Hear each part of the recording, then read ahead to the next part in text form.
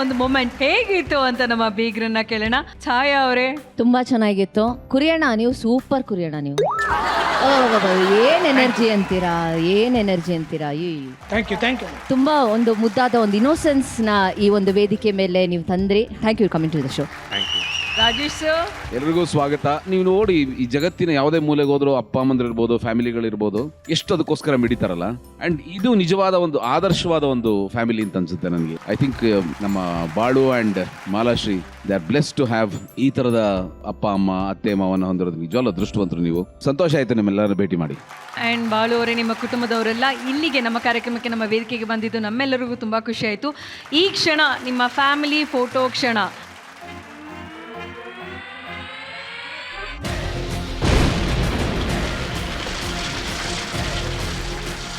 ನೋಡ್ತಾ ಇದ್ರೆ ಒಂದೇ ಒಂದು ಡೌಟ್ ಶ್ವೇತ, ಏನು ಇವ್ರ ಮದ್ವೆ ನಡೀತಾ ಇಲ್ಲ ಇಲ್ಲಿ ಕೂತ್ಕೊಂಡು ರೊಮ್ಯಾನ್ಸ್ ಮಾಡ್ತಾರಲ್ಲ, ಆತರ ಮದ್ವೆಲೂ ರೊಮ್ಯಾನ್ಸ್ ಮಾಡ್ತಿದ್ರ ಅಂತ. ನಮ್ಮ ಮದ್ವೆಲಿ ಆಕ್ಚುಲಿ ನಯನ ಸಿಕ್ಕಾಬಟ್ಟೆ ಎನರ್ಜಿ ಆಗಿ ಸಿಕ್ಕಾಬಟ್ಟೆ ಒಂಥರ ಎಂಜಾಯ್ ಮಾಡಿದ್ಲು. ಹೌದು, ನಾನೊಂದ್ ಸ್ವಲ್ಪ ದುಃಖ ಇಲ್ಲ, ಗಾಂಭೀರ್ಯ ಗಾಂಭೀರ್ಯ ಇತ್ತು. ಆಕ್ಚುಲಿ ಈ ಜೋಡಿ ಗಂಭೀರವಾಗಿದ್ರ ಅಥವಾ ಮದುವೆ ಸಂಭ್ರಮದಲ್ಲಿ ಹೇಗಿದ್ರು ಅಂತ ನಾವೆಲ್ಲರೂ ಇವರ ಮದುವೆ ವಿಡಿಯೋನ ನೋಡ್ಕೊಂಡು ಬರೋಣ. Video please.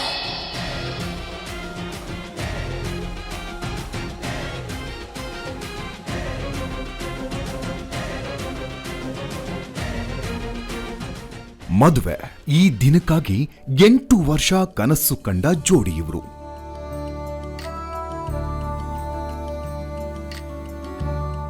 ಹುಡುಗಿ ಮಾತಿನ ಮಲ್ಲಿ, ಪಾಪ ಹುಡುಗಂಗೆ ಮಾತೆ ಬರಲ್ಲ.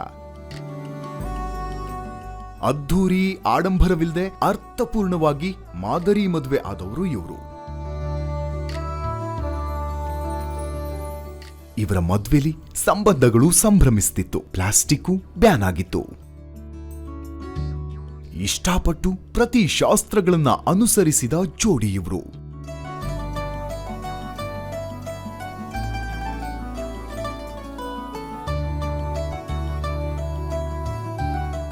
ಹುಡುಗಿಗೆ ಅಪ್ಪನ ಮನೆ ಬಿಟ್ಟೋಗೋ ಸಂಕಟ, ಅಪ್ಪ ಅಮ್ಮನಿಗೆ ಮಗಳನ್ನ ಬಿಟ್ಕೊಡೋ ದುಃಖ.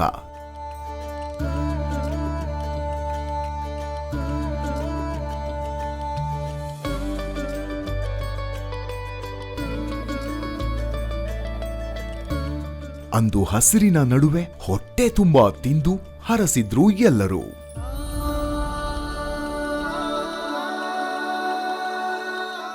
ಆದ್ರೆ ಕೊನೆಯ ಮುಖ್ಯಾಂಶ ಏನು ಅಂದ್ರೆ, ಹುಡುಗ ಹುಡುಗಿಗೆ ತಾಳಿನೇ ಕಟ್ಟಿಲ್ಲ.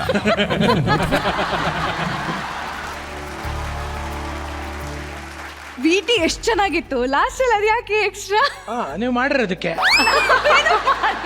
ಚೆನ್ನಾಗಿದೆ. ಇದೊಂದು ಕ್ಯೂರಿಯಸ್ ಪಾಯಿಂಟ್, ಎಕ್ಸೈಟ್ಮೆಂಟ್. ಹೌದು. ಸೊ ಅದೇನಂತ ಮದುವೆ ಆಗಿದೆ ತಾಳಿ ಕಟ್ಟಲಿಲ್ಲ ಅಂದ್ರೆ ವಾಟ್ ಇಸ್ ದಿಸ್? ಅಗ್ನಿ ಸಾಕ್ಷಿಯಾಗಿ ಅವರು ತಾಳಿ ಕಟ್ಟಿದ್ದಾರೆ.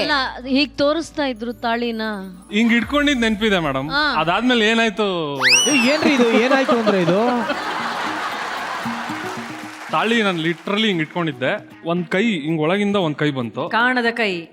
ಅದಾದ್ಮೇಲೆ ಗೊತ್ತಾಯ್ತು ಅವ್ರ ಅಕ್ಕ ಅಂತ. ಆಮೇಲೆ ಇವಳೊಂದ್ ಕೈ ಇಟ್ಕೊಂಡಿದ್ದಾಳೆ ನಂದು. ಲಿಟ್ರಲಿ ಹಿಂಗ್ ಎಳೆದು ಗಂಟು ಅದಷ್ಟೇ ಹಂಗೆ.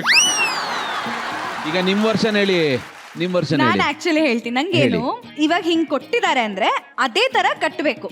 ನಂಗೆ ಇವರು ಟೆನ್ಷನ್ ಅಲ್ಲಿ ಕಟ್ಟಕ್ ಬರ್ಲಿಲ್ಲ ಅಂತ ಅನ್ಬಿಟ್ಟು ದಾರ ಹಿಂಗ್ ಎಕ್ಸ್ಚೇಂಜ್ ಮಾಡ್ಕೊಂಡ್ಬಿಟ್ಟು ಹಿಂಗಿರೋ ತಾಳಿ ಉಲ್ಟಾಗ್ ಹೋಗ್ಬಿಟ್ರೆ ಅಂತ ನನಗೆ ಯೋಚನೆ ಆಗೋಗ್ಬಿಡ್ತು. ಓಕೆ, ಅದಕ್ಕೆ ನಾನು ಅವ್ರೇನೋ ಮಾಡಕ್ ಮುಂಚೆ ನಾನೇ ಮಾಡ್ಕೊಂಡ್ಬಿಡ ಒಂಚೂರು ಎಳ್ದೆ. ನನಗ್ ಗೊತ್ತಿಲ್ಲ, ನಮ್ಮ ಅಕ್ಕನೂ ಎಳ್ದಿದ್ದಾಳ ಜೊತೆಲಿ ಅಂತ. ಭೂಮಿ ಮೇಲೆ ಮೊದಲ ಸಹೋದರಿಯರು, ಈ ರೀತಿ ತಾಯಿ ಎಳೆದು ತಾಳಿ ಕಟ್ಕೊಂಡ ಮೊದಲ ಸಹೋದರಿಯರು. ನಾನು ಅದಕ್ಕೆ ರೇಗಿಸ್ತಾ ಇರ್ತೀನಿ, ನೀವೇ ಕಟ್ಟಿಸ್ಕೊಂಡ್ಬಿಟ್ಟಿದ್ದೀರಾ ನನಗೇನು ಇದೆ. ಬಲವಂತದ ಮದ್ವೆ ಅಂತ ಹೇಳ್ತಾರೆ ಆಕ್ಚುಲಿ. ಮೇಡಮ್, ನನಗೆ ಇದ್ರ ಬಗ್ಗೆ ಒಂಚೂರು ಕನ್ಫ್ಯೂಷನ್ ಇದೆ. ಯಾಕೆ ಈ ಮದ್ವೆಲಿ 3 ಗಂಟೆ ಹಾಕ್ಬೇಕು, 4 ಯಾಕೆ ಹಾಕ್ಬಾರ್ದು? ನಾನು ಹೇಳ್ತೀನಿ 3 ಗಂಟೆ ಏನಕ್ಕೆ ಅಂತ. ಹೇಳಿ.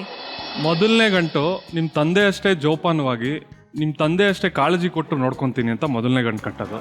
2ನೇ ಗಂಟು ನಿಮ್ ತಾಯಿ ಅಷ್ಟೇ ಪ್ರೀತಿ ಕೊಟ್ಟು, ತಾಯಿ ತರನೇ ಕೇರ್ ಮಾಡಿ, ತಾಯಿ ತರನೂ ನೋಡ್ಕೊಂತೀನಿ ಅಂತ 2ನೇ ಗಂಟು. 3ನೇ ಗಂಟು ಇವತ್ತಿಂದ ನಾನು ನಿನ್ ಗಂಡ ಆಗ್ತಾ ಇದೀನಿ, ಇನ್ಮೇಲೆ ನಾನು ನೀನು ಇಬ್ರು ಈ ಸಂಸಾರ ದೋಣಿನ ತೂಗಿಸ್ಕೊಂಡು ಹೋಗೋಣ ಅಂತ 3ನೇ ಗಂಟು. ಒಂದು 1/4 ಗಂಟೆ ಅರ್ಧ ಗಂಟೆ ತಡ್ಕೊಳಕ ಮುಗಿದು ಮುಗ್ದೋಗ್ಬಿಡುತ್ತೆ. ಏ ಯಪ್ಪ ರಾಮ. ಆಕ್ಚುಲಿ 1.5 ವರ್ಷದ ಮದ್ವೆಲಿ ಫಸ್ಟ್ ಟೈಮ್ ಈ ತರ ಏನೋ ಹೇಳಿದ್ದು ನನ್ ಗಂಡ, ನಂಗೆ ಅದು ತುಂಬಾ ಅನ್ಸ್ಬಿಡ್ತು, ಅದಕ್ಕೆ ತಪ್ಕೊಂಡೆ ಅಷ್ಟೇ.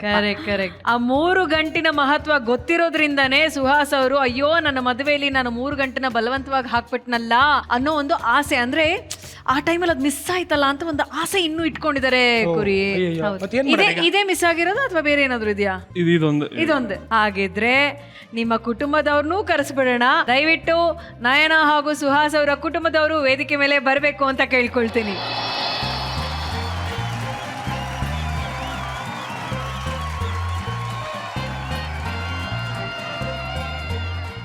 ಓಕೆ ಸುಹಾಸ್ ಅವರೇ, ನಿಮ್ಮ ಕುಟುಂಬದವ್ರನ್ನ ನೀವೇ ಪರಿಚಯ ಮಾಡ್ಕೊಡಿ. ನಮ್ಮ ಕುಟುಂಬದವರು ಇದು ನಯನ ಅವ್ರ ಅಕ್ಕ, ಇವರು ಇವ್ರು ನಯನ ಅವ್ರ ಅಕ್ಕ ಅಪೇಕ್ಷಾ ಅಂತ.